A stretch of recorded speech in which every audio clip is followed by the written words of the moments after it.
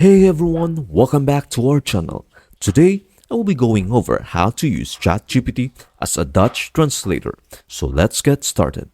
First, open your browser and type chat.openai.com. If you haven't logged in yet, then I suggest that you log in first. To get started, simply input your Dutch text into the chat.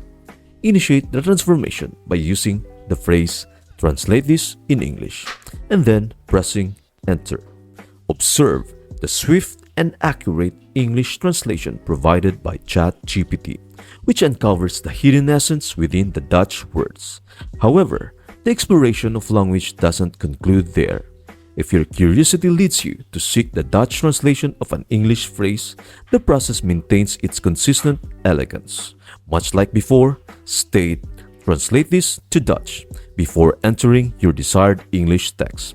Witness how ChatGPT adeptly responds, seamlessly presenting the precise Dutch translation. While ChatGPT's capabilities are genuinely impressive, it is important to acknowledge that accuracy may vary, particularly in intricate contexts or when dealing with sensitive terminology.